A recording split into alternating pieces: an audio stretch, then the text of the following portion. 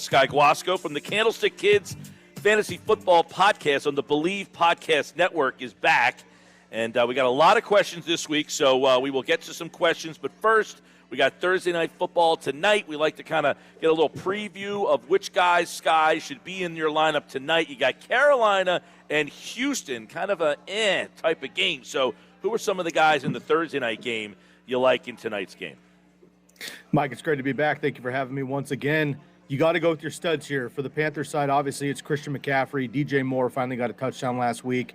I'm good with Robbie Anderson against the secondary, although that's been a little bit tough for fantasy managers. And I'm also good if you're in a pinch or a deeper second flex. You can go with the rookie Terrace Marshall out of LSU. Also, if you play with defenses, go with the Carolina DST, my number one waiver pickup this week at defense. And then on the other side, and I'm okay with Sam Darnold if you need a pinch as well in the super flex at quarterback. On the other side, Brandon Cooks is really the only player I'm willing to push out there if you need to. But with Davis Mills getting the start, I liked him a lot coming out of Stanford, but could be a rough debut here with this offense. I'm not into the running back, so I would say Brandon Cooks is probably the only one for Houston I'm comfortable with. All right, before we get to the listener questions, I got some stuff on my own that people want to kind of get into. How about Mike Williams in L.A., man? I mean, is this guy becoming a wide receiver one, a must-play, or is he kind of a flash in the pan? What do you think? No, he is definitely the real deal. Mike Williams, so every offseason on my podcast, I break down every division. I do a sleeper, a breakout, a bust, comeback player, all those things.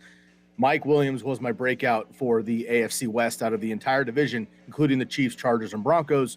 22 targets, 15 receptions, 173 total yards, and 2 touchdowns so far. 22 PPR fantasy points in both of his games. He owned Kansas City 2 years ago, 3 touchdowns on a Monday night game. I think he's going to be just fine. He is the real deal. And basically the rule is with Mike Williams, if he's healthy, you play him. We know Keenan Allen's the one, but Mike Williams, I think, is a 1B, and Herbert's going to get better as well as we go along here. All right, any concern yet? I don't want to say yet, but Dalvin Cook, that ankle, what's your advice for Dalvin Cook, guys? No, I mean, Dalvin Cook plays, you play him. Unfortunately, it always looks so ugly when Dalvin goes down, and then he comes back in. But 20 rush attempts in the last 2 games, you love that. 10 targets, you love that from a running back as well. Just 1 touchdown so far, but Seattle just got absolutely gashed in the second half of the game against Derrick Henry. Now, Dalvin Cook isn't quite Derrick Henry, but he's definitely in that tier of elite running back. So Dalvin Cook's fine. If he plays, you play him. But if you are the Dalvin Cook manager or otherwise, go find Alexander Mattison off your waiver wires just in case. On that tonight or Monday night, you're going to have Eagles and obviously Dallas. A lot of people wondering if Tony Pollard's going to start cutting into that Zeke Elliott play and stats and production. So how are you managing the Dallas running back situation? Yeah, well, again, I mean, if you can't move off of Zeke with the name brand value, which I've been trying to do in a couple leagues, it's tough because people know the situation here. But Tony Pollard's the real deal. I mean, coming out of Memphis, like, this kid's legit. And basically, if he wasn't behind Zeke, he would be playing, probably starting on half of the NFL teams here. So 23 PPR fantasy points last week. He was the number 5 running back on the week, right? The backup was the number 5 running back on the week last week, over 100 rushing yards. It's definitely still Zeke. Philly has a nice run defense there, but Tony Pollard's the truth. And just like Madison and Cook, if you have Zeke, you got to have Pollard.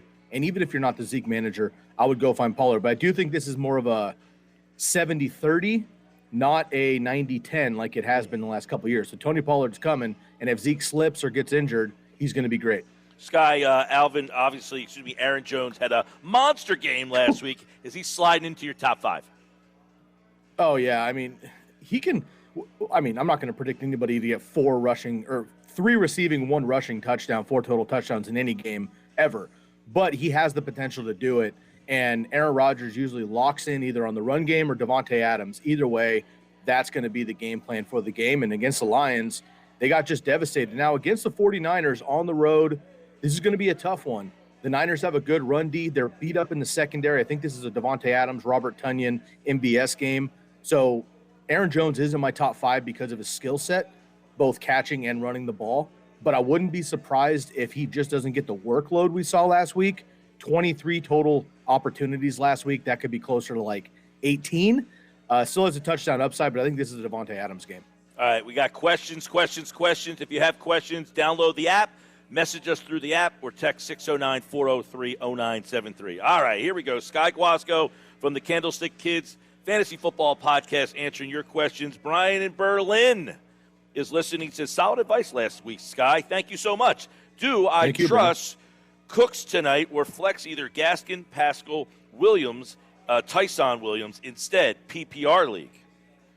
I'm going to go with Tyson Williams here. Now, Brandon Cooks is a nice PPR option because he's been getting absolutely peppered.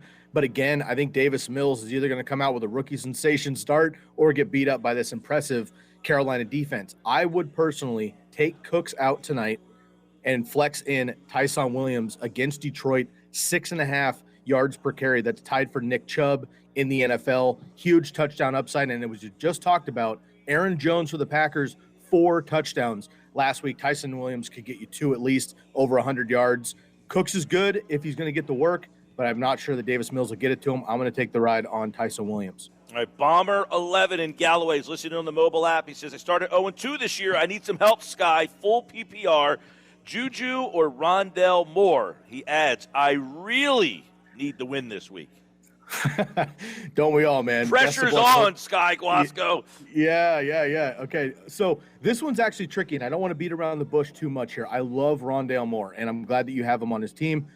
He was a great waiver wire pickup this week. This one's a bit tricky, but hear me out here. It's a process. If Deontay Johnson misses this game with a knee injury on the last play of the game last week, if Deontay Johnson misses this game, I go Juju. If he plays in the game, I go with Rondale Moore. Rondale Moore has been absolutely spectacular, over 100 yards, a touchdown. He's got the deep opportunity. He's got the underneath routes. Kyler Murray loves him. He's outpacing DeAndre Hopkins, excuse me. So if Deontay Johnson doesn't play, I go with Juju because it's going to be Claypool and Juju, and I think they'd rip up the Bengals.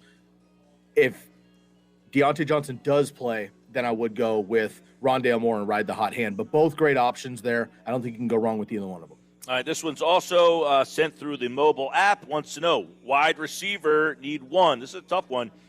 Devonta Smith, Jamar Chase, Mike Williams. Who do you got? PPR, by the way.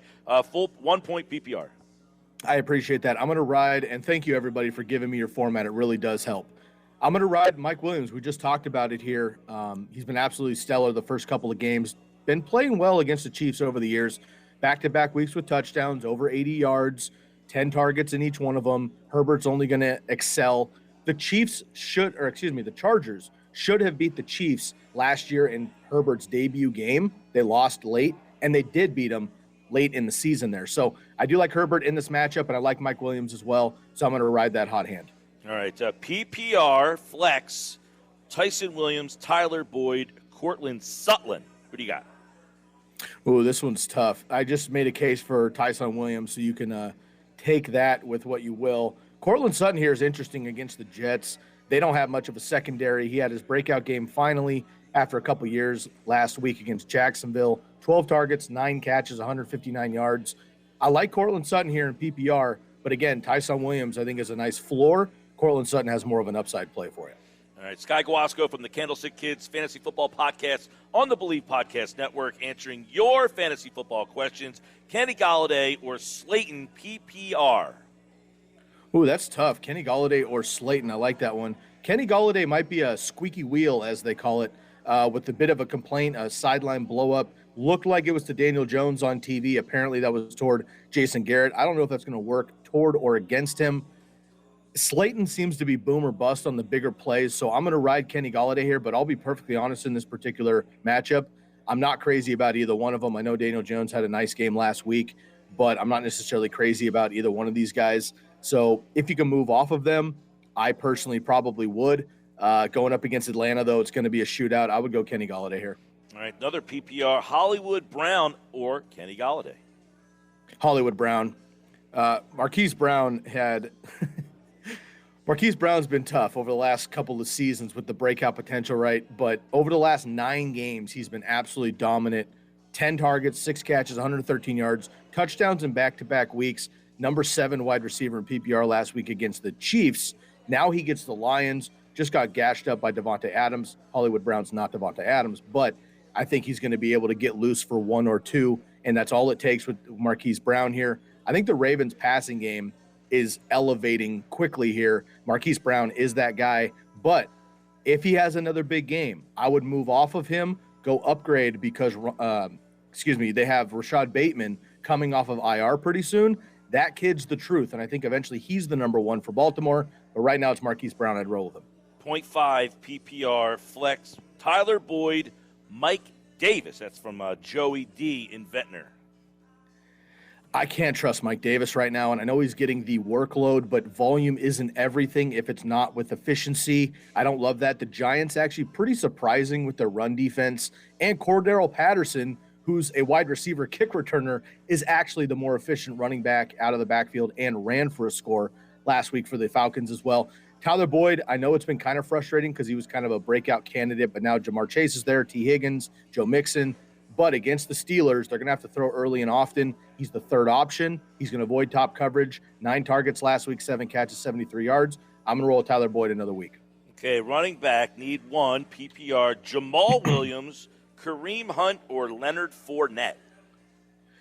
Wow, this is a great group here. So the Browns go up against the Bears. I think it's going to be a Nick Chubb game. They get Odell Beckham back. We'll see what happens. So I'm going to fade Kareem Hunt here just because I don't think the Bears can keep up necessarily. And Leonard Fournette going up against the Rams. I just don't like anybody running against the Rams there. And Jamal Williams is definitely the backup, but he's played quite well so far with the Lions. So this one's a tough one here going up against Baltimore. I don't love that either. I guess if I had to do, let's see, with elimination here, I'm going to go Kareem Hunt. Let's just hope that Justin Fields has a nice debut here. They do put some points on the board, and the Browns just have to run it out. You walked yourself right back to Kareem Hunt. All right, Sky Guasco from the Candlestick Kids Fantasy Football Podcast on the Believe Podcast Network. Give us a couple guys you like this week, a couple sleepers, waiver wires, top plays. The floor is yours. All right, I got a list here for you. We've talked about a number of these guys, but quickly again, Quintez Cephas, Detroit Lions, going up against the Ravens, 7 targets and a touchdown in each of his last 2 games, dropped another touchdown against the Packers Monday night, could have had a bigger week. I like Cephas a lot. Goff loves him.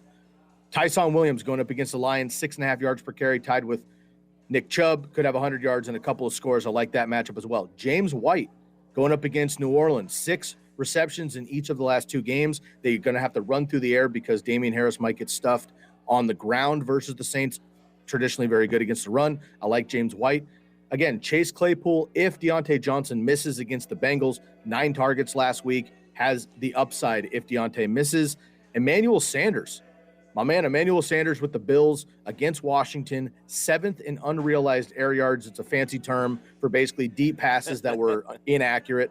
But once Josh Allen gets back to where he was last year and that accuracy increases again, Emmanuel Sanders is that deep threat. We saw what that did last year for John Brown and Stephon Diggs. So I think Emmanuel Sanders is a nice pickup as well. 14 total targets there. And a deep sleeper at tight end if you're fishing through the barrel there. Gerald Everett for the Seattle Seahawks against the Minnesota Vikings. 80% snap share. You love that for tight ends because you just want them on the field in week 2.